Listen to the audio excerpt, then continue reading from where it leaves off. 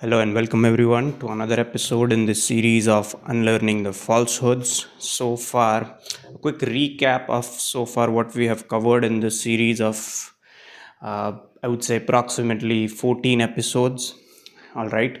So we have established so far that the colonizer, the British, were essentially here to convert people, and what the things that were taught to us in schools and textbooks.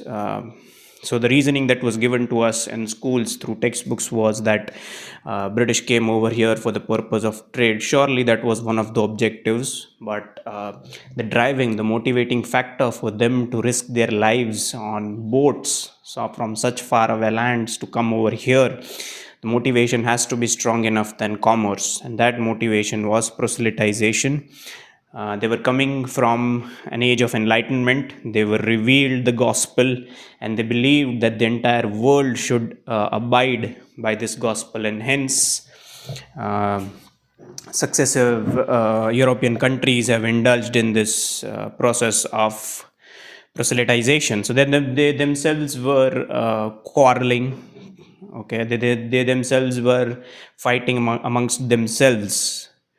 There was one section of the society that was convinced by the Protestant Reformation. There were others who were convinced by the Catholic Church.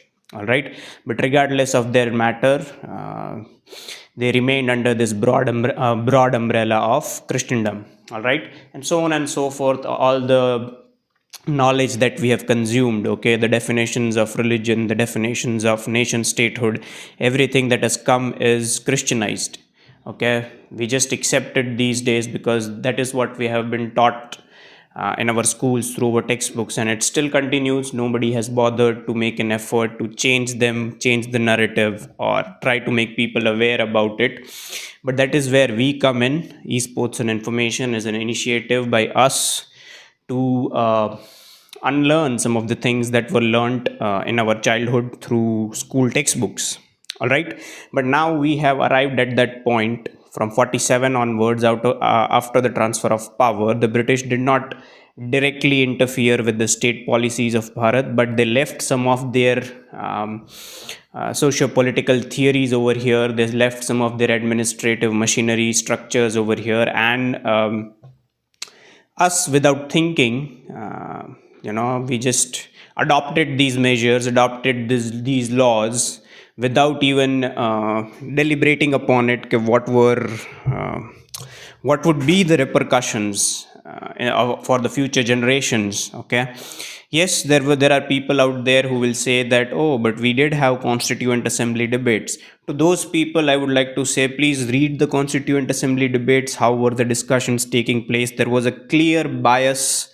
There was a clear monotheistic bias in those discussions. I myself has read some of them, not all of them. I'm still in the process of sorting through each constituent assembly debates, but with the advent of social media, with the spread of internet, and the popularity of handheld gadgets,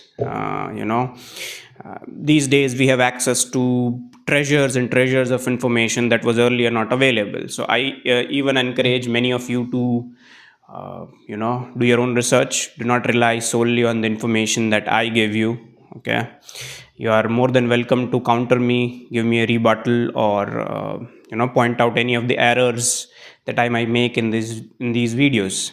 But now, since we have focused on Christianity, there was also another monotheistic tradition that was here with the ideas of plundering and conversion.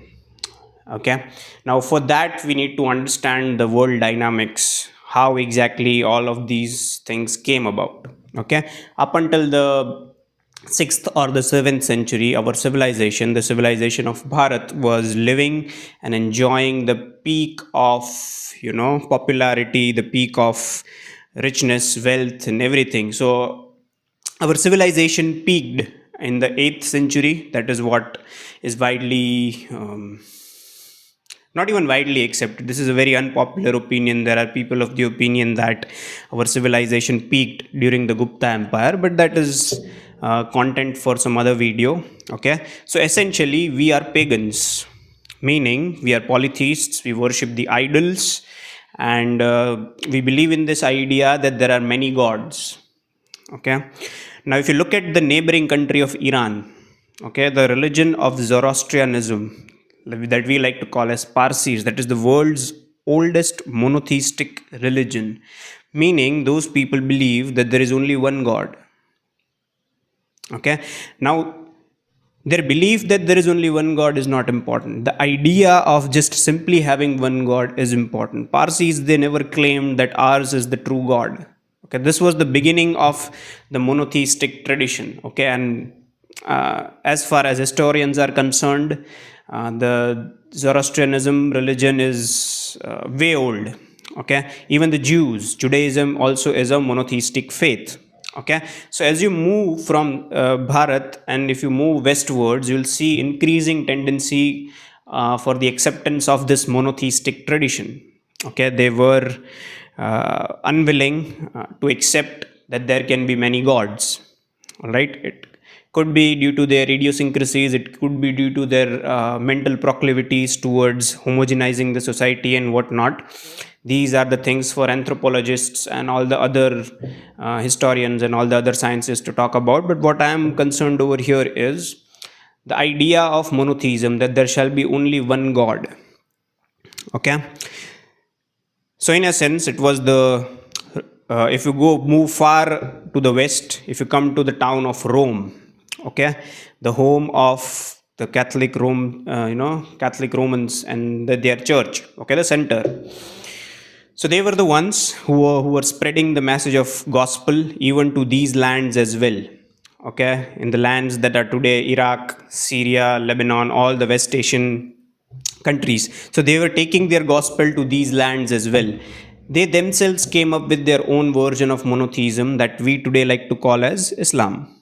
Okay, so there was increasing conflict between Christianity and Islam over there. They had realized that if you want global recognition for your faith, and if you want to legitimize your faith as the truest religion, you need more and more converts to yourself.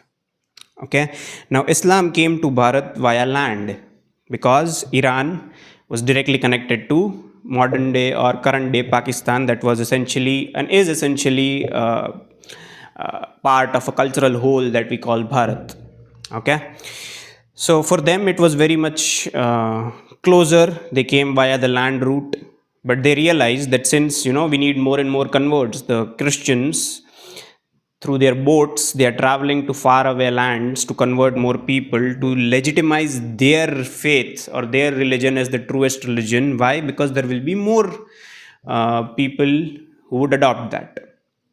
Okay, so even they focused their attention towards Bharat, essentially because we are the only living civilization left that are pagans. Majority of the entire world has decided their choice of monotheistic tradition. Okay, either Islamic or either Christian, and it is us, and the fact that we are still in billions, okay, speaks volumes about our resilience and resistance towards these monotheistic traditions. Now, what I want you guys to focus on is, now these two monotheistic traditions, they were functioning parallelly. Okay, we were getting converted on both the fronts. There were rulers, Islamic rulers, who were converting with the force of the sword. Then came the Christians. They were also converting with the force of guns and cannons.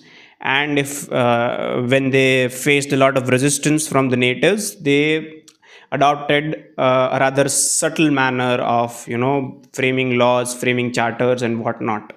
Okay, so it is in this light that we must analyze all the overtures and all the actions that were taken by the Islamic rulers. Okay, now keep in mind, in the further episodes of this series, I'm not going to criticize the faith that is Islam.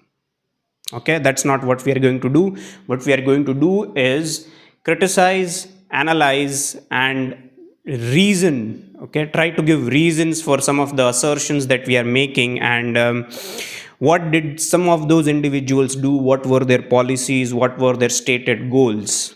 Okay, I repeat, we are not going to criticize Islam and its prophet.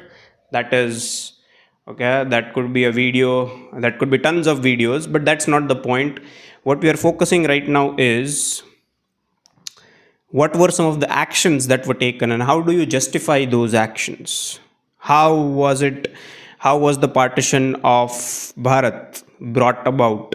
How were the areas that today we know as Pakistan and Bangladesh, how were they divorced from a cultural whole that is Bharat?